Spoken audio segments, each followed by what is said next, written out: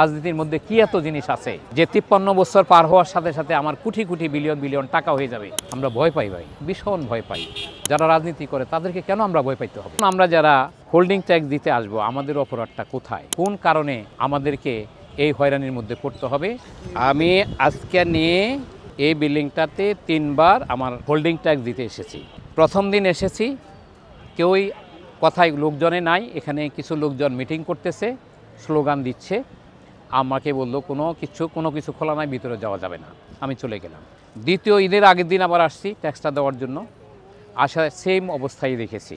আজকে নিয়ে আমি তৃতীয়বার আসছি, এখানে সেম অবস্থায় বিরাজ করছে। এখন আমরা যারা হোল্ডিং ট্যাক্স দিতে আসবো, আমাদের অপরাধটা কোথায়?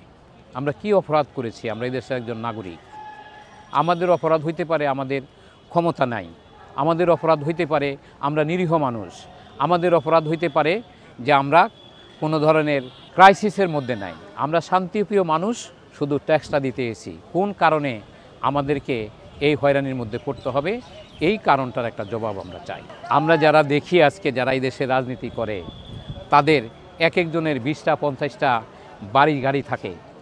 তাদের আবার সমান্তরালে আরেকটা শ্রেণীকে দেখি যারা রাতে রাস্তার মধ্যে ঘুমায়। তাহলে রাজনীতির মধ্যে কি এত জিনিস আছে যে 53 বছর পার হওয়ার সাথে সাথে আমার কোটি কোটি বিলিয়ন বিলিয়ন টাকা হয়ে যাবে, আবার একই মানুষ রাস্তায় শোয়? কাজে আমরা এই প্রশ্নগুলোর জবাব চাই।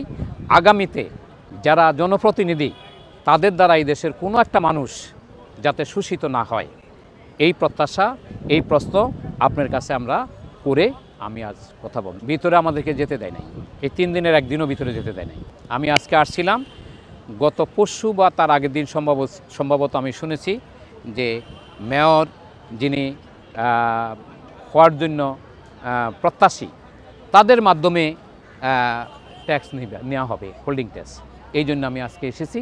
কিন্তু আজকে আসার পরও আমি ঈদের আগের যে প্রেক্ষাপট দেখেছি, আজকেও সেই প্রেক্ষাপট দিয়ে তারা বললো না, এখানে কোনো কার্যক্রম চলে না। এখন তারা কি এখানকার অথরিটি নাকি বাহিরের কোনো অথরিটি আমার জানা। আমি তখন বললাম, কেন ভাই? তখন দেখলাম যে একটু রূঢ় আচরণ করবে। এই রূঢ় আচরণের ভয়ে আমি চলে আসছি। আমরা ভয় পাই ভাই, ভীষণ ভয় পাই। আমরা এই দেশে বসবাস করছি, আমরা ভয় পাই। আমার টাকা দিয়ে আমি খাই, আমার শক্তি ক্ষয় করে আমি টাকা উপার্জন করি। আমি কেন ভয় পাইতে পারবো? যারা রাজনীতি করে তাদেরকে কেন আমরা ভয় পাইতে হবে বলেন? কোন কারণে আমি ভয় পাবো আমরা বুঝতেছি না। আমরা এই দেশের, আমি এবং আমার মতো যত সাধারণ মানুষ আছে, তারা সবাই এর বিহিত চায়।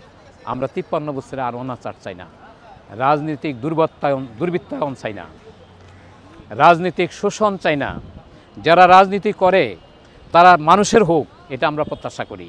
তারা মানুষের শোষক হোক, এটা আমরা প্রত্যাশা করি না। এদেশের কোনো মানুষ করে না।